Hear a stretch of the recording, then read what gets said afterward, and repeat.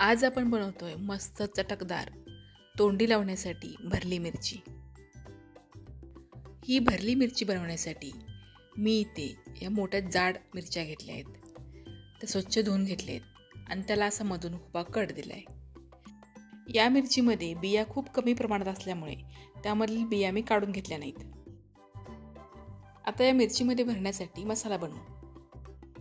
एका पॅन मध्ये 2 चमचे धने, 2 चमचे बडीशेप, 1 चमचा जिरं, अर्धा चमचा ओवा एकत्र करून घेतलं आणि ते 1 ते 2 मिनिटांसाठी मंद गॅसवर भाजून घेतलं।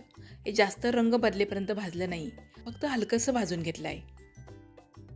आता हे मसाले थोडे थंड झाल्यानंतर मिक्सरच्या भांड्यामध्ये काढून घेतले। आता यामध्ये अर्धा छोटा चमचा हळद, पाव छोटा चमचा हिंग, चवीनुसार मीठ, 1 छोटा चमचा मिरची पावडर आणि अर्धा छोटा चमचा गरम मसाला घातला।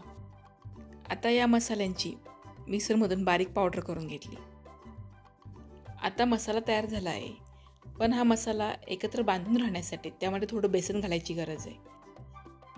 त्यासाठी एका पॅनमध्ये 1 चमचा तेल घातलं आणि तेल गरम झाल्यानंतर त्यामध्ये 2 चमचे बेसन घातलं। हे बेसन आपल्याला 2 ते 3 मिनिटांसाठी मंद गॅसवर थोडासा रंग बदलेपर्यंत भाजून घ्यायचं आहे।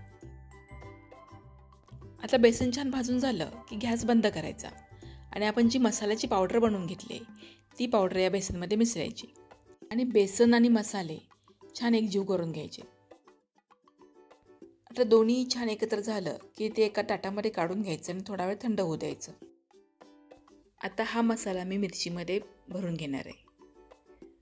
जेवढा शक्य होईल तेवढा जास्त मसाला मी या मिरचीमध्ये दाबून भरून घेतला आहे। मिरचीमध्ये मसाला भरताना चांगला तो दाबून भरून घ्यायचा, म्हणजे तेलात जेव्हा आपण मिरची सोडतो तेव्हा तो मसाला बाहेर येत नाही। आता असंच मी सगळ्या मिरचींमध्ये मसाला भरून घेतला।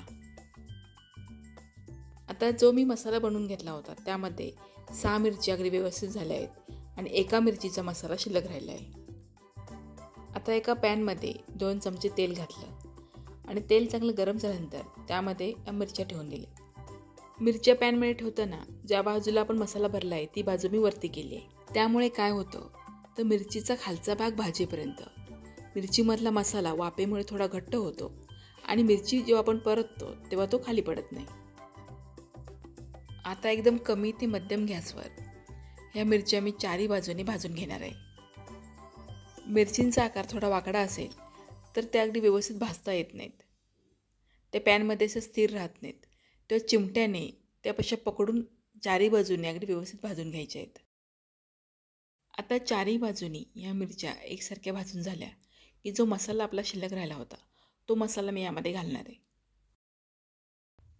आता या मिरच्या मसाल्यामध्ये 1 ते 2 मिनिटांसाठी छान परतून घ्यायच्या, म्हणजे या मसाल्याचं मिरच्यांवर छान कोटिंग तयार होतं। ह्या मिरच्या हवाबंद डब्यामध्ये भरून फ्रीजमध्ये ठेवल्यास 2 दिवस खूप छान टिकतात आणि वरण भाताबरोबर ह्या मिरच्या खूप छान लागतात। तर एकदा अशा माझ्या पद्धतीने ह्या मिरच्या नक्की करून पहा आणि तुम्हाला कशा वाटल्या मला कमेंट करून सांगा। व्हिडिओला लाईक, शेअर आणि सबस्क्राईब करायला विसरू नका। धन्यवाद।